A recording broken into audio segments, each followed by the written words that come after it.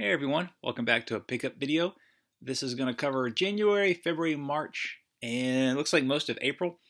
I normally cut the pickups off on the first of the month I film them in, but a pre-order just came in. So I didn't realize the wide variety of stuff I had until I kind of collected it all just now, and it is significant. I'm going to go through non-gaming stuff first because I really like the items I bought, and I thought if anyone else might be interested, they should check them out too. Um, I have released a few memory videos and comparison videos since the last pickup video. The memory videos piggyback on Shock 16. He is responding to Lawn Boy's post, Dave, but I've never interacted with him, so that's why my responses are to Shocks, because I do talk to him. Although Dave, I do watch his channel, and he's like a staple channel, like Steve Benway and James Rolfe. It just seems like everyone watches him. I would have expected his subscriber count to be much higher because I don't know anyone that doesn't watch him or have referenced him before, or has referenced him before. But in any event, since the last pickup video, I discovered that the land that I bought last year is prone to flooding when the state opens up a dam 70 miles north. I'll have a picture of what the land looks like when they do that, which means it's basically worthless. It actually overflows the bridges and the roads, so the subdivisions that are being built nearby, I'm not really sure what those people are going to do because they did not build the land up. So even if they can, or should I say, even if their houses don't flood, I don't know how they're going to get to them because the road and bridges are completely washed out. One sec. I have to excuse the drinking. I am really cottonmouth. I'm guessing that's from allergies or something. Everything's in bloom down here, and it's destroying me. And we also got this little lady. She was a stray that showed up at my wife's library. And for months, my wife talked about her. Oh, I love her, I love her, I love her. She's the best, she's the best, she's the best. And she kept saying how much she'd love to have her. And one day I get a frantic phone call and she goes, look, I talked to a neighbor. It turns out nobody owns her. They just put a collar on her and the people around the neighborhood feed her. Can I have her? And there was really no saying no to this. I mean, it was a question, but it was not really a question. And initially, she really took to me. She would come and lay on my foot, and she was so skittish that she could only sleep if she was touching you somehow. Like she would put a paw on your knee or something. But since then, she does not give a shit about me. I put it this way to a friend. My wife has a cat, and now I live with a cat. Although I will say this, the photo I'm going to put up of her tucked in there looking sad is after she just destroyed the room with a fart. I mean, when we first got her in, she was taking grown man shits. It was rough. We had all the windows open, but that seems to have settled after her diet's calmed down. Now she's not eating street food, being God knows what that is. So that was the probably biggest non-gaming pickup. She doesn't get to come back here because I have silverfish traps out, so nothing eats the game. So you'll never probably ever see her unless I film in another room. First I kind of want to show this. If you don't know, Panzer Dragoon Orta is now available backwards compatible with the Xbox One. I fired it up, and so far it plays great. I only put about 10 minutes into it. I just wanted to test it, and what I was actually testing is the import version. This comes with the soundtrack as well. So I picked this up for $6 a few months ago.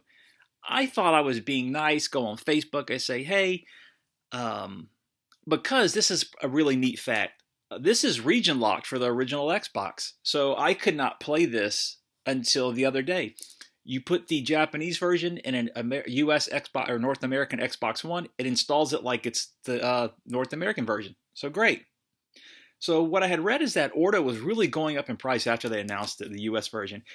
If you go on eBay and you look back 3 months ago, it would go from anywhere from $15 to $29. Now it's going $50 to $60.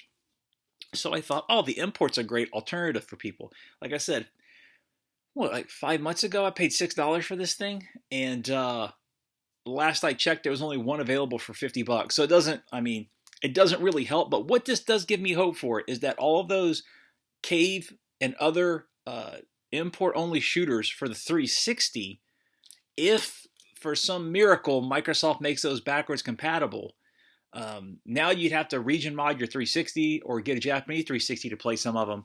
If they do make them backwards compatible, I'm hoping that means you can use them in a North American Xbox One. That's really the last holdout for me. Why I don't ditch my 360 or all the shooters. And at this point, I would say over half of my Xbox One library or original Xbox library is compatible with Xbox One. For the non gaming pickups, now you're going to see a lot of the stuff that I haven't actually played. That's for a few reasons. One, I was diagnosed with mild insomnia, which is I do go to bed late and wake up early, but it's more to do with the fact that I wake up a lot during the night. It wasn't apnea. I don't hit the threshold for sleep apnea, and I was clenching my jaw, so they gave me muscle relaxers. He said, take one of these a night for a month. Well, I don't think I was clenching my jaw anymore, and it was putting me to sleep, but it was also making me groggy through the day. So he said, okay, wrong one. That's a slow release one. We'll put you on another one. Well, I kind of stopped taking them because I don't want to rely on medicine to go to sleep. But yeah, that month was kind of not a haze. It's not that bad, but I really didn't want to do anything. I didn't really gain. I bloated up, but I didn't gain weight because once I stopped taking the pills, I kind of went back to my normal size. But I did spend a lot of time with the Switch because it was a handheld. I would just lay in bed like a slug. So I went through Mario Odyssey, went through Zelda Breath of the Wild, and I was playing through Gunvolt.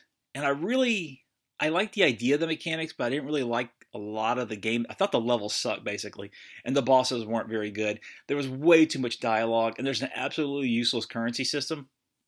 So I got to the end of it, though. I thought, well, I'm going to play through my Switch library. And when I'm done with this, I'll try the second one. Well, I got towards the end, and of course, you have to fight all the damn bosses again, and I got tired of it. I just was getting irritated. So I put it to the side, went back to it recently, and I actually dislike it way more now than I did then. Like, I cannot stand that game now.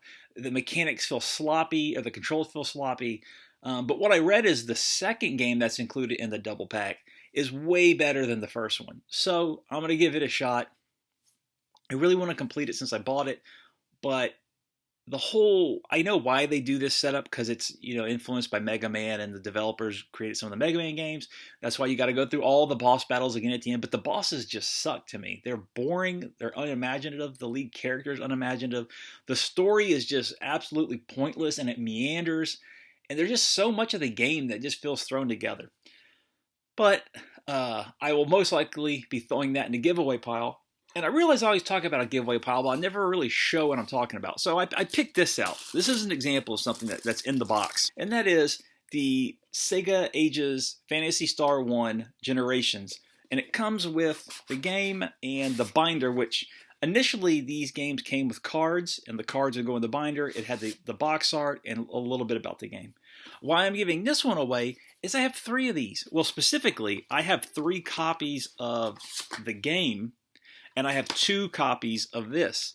That is because there was a screw up. An eBay seller sent me this one, but it wasn't kind of the same condition he said it would be in. So he basically gave me, I bought a few things from him, so he gave me some money back. And it wasn't free, but pretty close. Now the other one, however, was free. Book-wise, I picked up Diocletian's Palace. It's located in Croatia, Split. And the town is actually inside, from my understanding. The palace, it was so big, when Diocletian retired, he made this basically a fortress that he lived in that was absolutely massive. And this is pictures of inside of it. And what was neat about this, it was a secondhand copy. Whoever owned it before me cut out newspaper clippings about it. And whoever sold me the book off of Amazon left the clippings in there. So that's pretty cool. Second thing I got is this, the historical reference to the coins of the Roman Empire. If you look at this on Amazon, it is hundreds of dollars. I bought this for $13. Initially, I thought, well, I don't know. It's about coins. Now, I like coins. I actually have a denarius from Septimius Severus's reign. But a bunch of my books talk about coins. And I realized, you know what? If I don't buy this book, what's the chance I'm ever going to be able to look into it again? I don't think our library. Well, I know my local libraries don't have it. It's selling for hundreds of dollars. Turns out it was a really good purchase. It's not just the coins; it's a history about what was going on during that era, where the coins were printed, what the coins say in Latin, and basically, you see, like, this is on the Civil Wars. So it adds a bunch of context to the coins, to the coin designs, why they were designed that way, where they were minted, where they're distributed, just all kinds of good stuff. And ugh, when I wasn't, when I finished those games, I kind of got hit this lull where I'm trying to figure out what games I want to play. I actually, I'm not quite finished, but I'm making a spreadsheet of all the role-playing games I have. Or I found a guy who made a guy's list of every role-playing game for the PlayStation 1. Now, some of them are a little iffy. There might be strategy RPGs or light role-playing games, but I left him on the list because he actually has the release dates. It's in order, and I don't want to waste that. So I just bolded the games that I have, and then I went on how long to beat, and I've been trying to determine approximately the hours I would need to complete the games. And below that, I made another chart for Genesis, Saturn, etc. So I'm trying to figure out what to play next.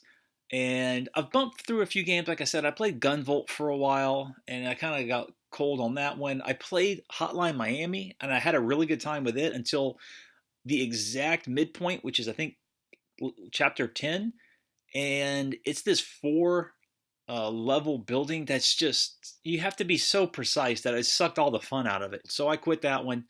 So I've just been kind of bouncing through games, and I haven't settled on one in particular.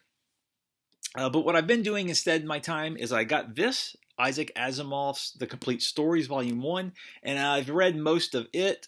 So that's what I've been doing with my downtime when I'm not trying to figure out what to play next. And so far, so good. That's through the 40s up to the early to mid 50s. It is surprising, I will say, how often men will like slap women or just choke them or throttle them or something. When you get to those parts, you're going, whoa, that is a different era. There was one in particular I actually kind of sat up because the guy just choked the woman. And then, she was like, sorry. Like, what? That's an odd response. But, that's one of the weird things about older stories. There's a charm to them in that, we hadn't been to the moon, so they're talking about rockets and what maybe something's on the moon. There's rocket ships and hover cars. But then you get to stuff like that, and you're going, some of it's not so charming. Aside from books, I picked up a few movies. My friend recommended this. It's the Criterion Night of the Living Dead Blu-ray. He said this is the version to get, and it was $19 on Amazon. So I jumped on that. I picked up this on Amazon for about $24, Friday the 13th. The same friend was telling me, it's not that good. They don't have all the extras. But I own the first one on Blu-ray, and this includes all of those extras. So I'm not sure what exactly is missing. I think a few movies are pressed on one disc. But the thing is, my wife watched the first one with me for Halloween, and she said, hey, I'd like to see the rest of them, which, I was shocked. So I was faced with either having to buy each one individually for, I think it's like $14, or just get this for, I think with tax, like $25. So I grabbed this, and we watched the second one already. Looks good. No complaints on my end, so that's a lot of fun. 2 4K movies. This is Groundhog Day. My friend said he recommended these two and said the transfer was really good. One of the reasons I got this is because I only own the DVD of this, and this has the Blu-ray and a digital copy, and it was like $17 at Best Buy. And yeah, they really cleaned this up. I read if you have the Blu-ray, it's not that big of an improvement, but to go from the DVD to the 4K is really impressive. And the Dark Crystal. I like the Dark Crystal, but I'm not a massive fan of it. Turns out my wife is. And The Labyrinth is probably my favorite 4K movie. I like it way more than this in general, but in terms of 4K transfer, it looks fantastic. And so does this one. When you sit down and see it, it's really surprising. They spend a lot of time and effort on these. And this one also comes with the Blu-ray in a digital version. I actually didn't own this at all, so this was $19 to get all 3 versions. On the hardware front, I had this one pre-ordered, and I got in the Super NT. That's in the living room. I have it with the cracked firmware update where you can play whatever you want off of the SD card. And so far, that's worked very well. zero lag, looks great on TV. Very sturdy build quality. I did update to the official firmware, the most up-to-date version, but then the next day they had that, but broken to play games off the SD card. So I jumped on it, and yeah, that's where I spend most of my Super Nintendo time now, is playing that. And that's kind of where this next item's leading to. So, please pretend there's a compact flash card here. And if you've watched my pickups before, you'd say, well, didn't you already get one with a compact flash card? I did. And the thing broke. The system broke after I played it about 4 times. I contacted the guy that made it. I had to pay shipping back there, and I had to pay the shipping for him to send it back to me. And he said, oh, if there's also another problem, you'll have to pay for that. And I'm going, this is going to be one of the most expensive consoles I've ever bought. It was $55 to ship it back to him, $26 to ship it back to me. It turned out there was a soldering point or something that got broke. I don't know. It's back. It works, but that really irritated me. And then I happened to be able to purchase a GD EMU, so I did that instead. So now I have 2 with solid states. That's fine. The other one actually loads a little faster, but it's harder to get games on it than this one. Someone made custom software to easily load games onto the SD card. I also bought a 3D printed tray, so that's why it's white here instead of hollowed out. They both work great now. Now that the other one's fixed, it works great. This was super easy to install. I really, really wanted a RIA for the Saturn, and he normally put them up at 5 a.m., so woke up at 4, and it turned out he put them for sale at 3. I completely missed it. There's so many solutions to the Dreamcast, and that's the only one for the Saturn. And I guess the Dreamcast ones sell way better because he keeps making those instead of Saturn ones, but I really want one of those. And that's because last year, in particular, Hurricane Harvey, when I thought this room was going to get flooded, I still have a bin there with a few items in it. I do have things kind of put in a priority where I have the most expensive jewel case games in these racks. So if I ever need to leave, I can just grab those, stack them in the back seat. Some of them aren't really expensive, but they're just hard to find or hard to find in good condition. And I spent a lot of time and effort to get these in good condition. But even when I was quickly packaging things, if I had to go in a hurry, I would be really screwed. I would have lost a lot. So I'm trying to get solid state things. So if I do need to go, well, you know what? I'll pack the systems. I'll grab a handful of games, and if the rest breaks, that's fine. I backed up almost all my Saturn domestic library last year. I started on the import library. But if a hurricane's coming and I've got to go, you know what? It sucks to lose a lot of this stuff, but I would have the hardware and the games to play it. Like I have a Mega EverDrive. You know what? I'd have my childhood Genesis, childhood Sega CD, the 32X I have, and a Mega EverDrive. Screw it. If most of the games are lost, they're lost. I'm really going for solid state in case I've got to get out of here in a hurry. I won't just have to completely abandon gaming and start all over. At that point, I doubt I would even buy anything more. I would just have what I have and play them on the solid state. And honestly, if you're getting into collecting now, I'm astonished at the prices. Just do that. Unless there's some nostalgia in it for you, like there is for me. Like I love this box art. Some of these games I saw advertised in magazines for years. I pined over them, and to finally get them is a wonderful feeling. I still love putting the cart in the system and firing it up. I always equate it to putting an album on a turntable. There's just something to it. There's a connectivity to it that I enjoy, a physicality to it. But if you're new to this and it doesn't mean anything to you, just save some money, man. This thing will make you broke. Let me go through here, starting with, it's like a new old release. It's Joe and Mac. You can get this from Play Asia. I try not to buy from them, but they're the only ones I found that had the complete copy. It's the Data East physical from Retrobit. It's got Joe and Mac, Congo's Caper, and Joe and Mac 2. Now this is one I had played on the SNES Mini. I found a collection of ROMs. This was one of them, and I was like, man, I love this game. I can't believe I haven't played it before. And that was Phalanx. Yeah, this game's a lot of fun. I've always heard about it. The cover's kind of infamous, but the action, it looks great, controls great. So that was really happy to get that one. And I'm going to stop this, but for a long time I was trying to get every fan-translated Genesis and Super Famicom game. So I had a host of Super Famicom games right here. Well, this one is a re-release from Play Asia. I haven't played this because Jeremy Parrish, who you might know from various websites, said he put that in his Super Famicom and he smelt something that smelled it smelled like burning plastic. So that freaked me out. So I haven't actually put this in. This is Princess Minerva Ogre Battle.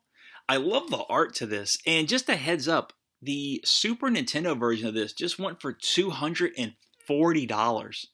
So this was, I actually have the list here. Let me see if I can track it down. $2.36 with shipping probably like $6. As much as I would love to have the Super Nintendo version, I'm going to go ahead and spend $2.36 on that. Now these, I want to say this is Magic Knight Ray Earth here. Magic Knight Ray Earth. Oh, sorry. The one I didn't put in the system, that is Kakazu Chojin Shu Bibinman. The Danzlov is this one here, which has first-person combat, which I always liked in those. And, oh, this is Lawares. This is one of the more recent fan-translated ones. But these keep coming out to the point where I'm just going to stop. I'm running out of room, and I absolutely mentally love the idea that I have this catalog of RPGs and strategy RPGs that I can now play. And I got two for the Genesis, King Colossus. And this I thought was more of a role-playing game, but it's more of an adventure game. It's Nadia, Secret of the Blue Water. I really like the cover of this too. Like I said, more of an adventure game than a role-playing game, but unless it's a role-playing game that I'm really interested in, I'm going to have to cut back on that or stop it completely, largely for room. If I had an unlimited shelf space, I would put Super Famicom carts all day on the shelf, but I don't, sadly. Here, I got two regular Genesis games. I picked up Mystic Defender. This one was pretty cheap. It's short, but I was reading a review of it, and it got really high marks, and I got it for about $8. Now, I picked up Sonic 3 because I realized I never had it, and I have Sonic and Knuckles, and it kind of dawned on me I've never done that, share the games. And of course, Sega goes and announces a damn collection. I'm pretty sure they'll have Sonic and Knuckles connectivity to that. So real quick, some sealed Neo Geo games. I got Fatal Fury 3 and Samurai Spirits. I picked up this PS1 game called Arbor Force. It was $5 and it looked like it was mostly in English, but it turns out it's only partially in English. It's a turn-based strategy game set in space where it takes into account the Z-axis, which seemed really cool, but it's impossible to play. You can do basic commands, but once you get through the basic command to actually initiate the order, it just goes all to Japanese and I have no clue what to do. I picked up the Grandia Museum in the hopes that one day it gets translated. I picked up Virtua Cop 2 because I thought this was some unique release, because if you see this is a cover I've never seen. I looked through websites, looked brand new. Turns out this is an ad they put in front of the cover of the game, but it was 99 cents. So I just left it because I thought it looked neat. Shooter Space, this is actually, it was a pretty highly regarded import shooter that was released here. I got it brand new for $5, and the guy had tons of these left. Vib Ribbon, which I never actually had a physical copy of, but I had it on PSN. Persona 2 Innocent Sin, I wanted to play the fan-translated version of this, and then after I did it, loaded up, I thought, oh man, this game looks great, I can't wait to dive into it. I looked on PSN, and I actually already had it for PSP that I can play on the PS TV, or through the PS3, or the PSP Go. But I still think it's pretty cool to have it, because they also included a ton of extras. There's actually a little Persona card in here, so I thought that was worth it. Let me see how much this one was, because all these are cheap, and that's upsetting because I'll tell you in a sec. Here, let's see, where's Persona? This was $3.75. And on my last memories video of Toys R Us, I talked about Fighters Mega Mix. Well, it turned out the copy I held up, which I thought was my childhood copy, was not. It was missing the manual. It only had the cover, and I can't find it. So I'm guessing it got lost during an evacuation. So I picked up a complete copy. Picked up Power Stone 2. I had never actually played this before, so now I have it. A seller on eBay who sold me Fighters Mega Mix has Ooga Booga sealed, which was at the time I bought it, $12. I think he's bumped it up to like $17. But he's got his name's Orange Juice or something, Dr. Orange Juice, and he's got a bunch of sealed Dreamcast games for really cheap. This was from PlayAsia. You can get it from there and like 2 other places. It's Flashback for Dreamcast. It's basically cribbed together bits from the best versions of Flashback on here. From the seller, I got the import PS1 and the Neo Geo stuff. Picked up Sega Rally 2006 primarily to get the original Sega Rally Championship, which is as close as you can get to the arcade version at home as you can now. Been wanting this one for ages, and when I had a chance to get it with the rest of those, I jumped at it. I might have showed this before, but a friend of mine was getting rid of his games to pay for some home renovations. He's the one I bought my 32X from. I bought Bloodlines from, but I was able to get Gunstar Heroes, the treasure box, and again, Sega announced the collection, which has Alien Soldier on it, which is one of the main reasons I bought this, because you couldn't get that over here. But nice to have it. This is Shooter Collection. This has Tri-Zeal and Delta Zeal, I want to say. This is the limited version, or the premium version with the soundtrack. I have this for, Z-Zeal and Delta Zeal. I really like these, but I have them for PC, and I will say if you have it for Steam, just keep that. I don't know why I was expecting the console version to be improved, but it's not. They're the exact same. The PC version looked like it had cheap menus, so I thought for sure the console version would. It's a direct port. It's the same. You're not missing a single thing. So this was. I actually got this for a really good price from Solaris Japan, at about $50. And it goes on eBay with the soundtrack for like $90. So I was really excited, and then I realized it's the same damn game you can get on Steam for $10. But I like my 360 Shooter Collection. Pre-order came in. Radiant Historia. I should probably play this next. I think I might. GameStop has this for $13.99 or $14.99. Pillars of Eternity, the Complete Edition. I have the PC version. I spent about 20 hours into it, but the DLC is $15 a piece or $18 a piece, and this is the base game with all DLC. It's cheaper to get this than it would be just one DLC pack. So I figured I'd start over. I heard it can be a little tricky with the controller, but to save money, I'll give it a shot. I was able to snag a special edition of Shadow of the Colossus. This was the only copy that Best Buy near me got. It was on the loading dock. The guy went and grabbed it for me. Big thank you to him. This is one I had in my cart for ages, and it went to 20. Like 23, I got interested, and at 18, I went ahead and looked up reviews, and this had very high marks everywhere. Now, I played Tales of Hearts R, really enjoyed it. Tales of Symphonia Chronicles, I liked it. Loved Tales of Xillia. I read Tales of Xillia 2, was kind of so-so, so I put this in my cart because I was interested, but I didn't think I would buy it. But the reviews of Tales of Berseria are glowing, so I decided to jump on it. It was under $20. And finally, this is the pre-order that came in. I'm so pumped for this. My wife knows I'm pumped for this. I've been referencing it. Yakuza 6. It is time to jump back in. Recently, I went through Yakuza, the remake of Yakuza 1. I had Yakuza 0 before that. I played Yakuza 5 before that, and 4. I didn't beat 4. I did beat 5. I beat 1, and Yakuza 0. I think I'm at the very, very end. But I stopped because the remake of 1 came out. So I got to finish that one, play this, and then the remake of 2 is coming out soon. I'm definitely buying that. One of the few game series that makes me laugh out loud. I love the Yakuza series. I don't care if my PS4 becomes a Yakuza machine. I'm fine with that. As I was putting everything away, I realized I forgot to show something, and that is Gunner's Heaven. This is a side-scrolling 2D shooter that is something of a white whale for me. If you want it, you won't have a problem finding it on eBay. There's always copies up, but they were never to my liking. There might be stock photos or just the generic template text that eBay provides. I don't know. Something was always off, or it was really expensive. They would want, $60, $70. Well, I waited, I want to say years for this one to finally come up. I got it about 40. It's one of those titles where it was mentioned very early on over here.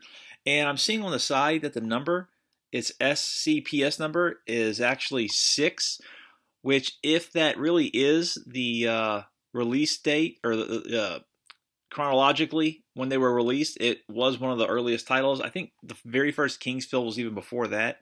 I don't think that actually ever focused, did it? Well, in any event, I've been wanting this for a long time. Finally got it. I will say, looks gorgeous, but very, very easy. I think it was called Rapid Fire or Rapid Reload in Europe, and that version is way more expensive. Never got a release here, not even on PSN. So to finally get it, this was the last import that I had on my list. A lot of the other stuff I pick up are things I just remember reading reviews of, or I run across people talk about now. But in terms of, I had a set list. It was like Do Don Pachi, the original Jumping Flash. It was those kind of titles. So far, this was the last one. And that also led me to kind of a recent development, which is one of the biggest eBay importers. And a lot of the titles I read off to you, such as Power Stone 2, Vib Ribbon, Persona 2, both of the Import Genesis titles, almost all of the Super Famicom titles I got from the eBay seller Yamatoku Classic. I hope I'm pronouncing that right.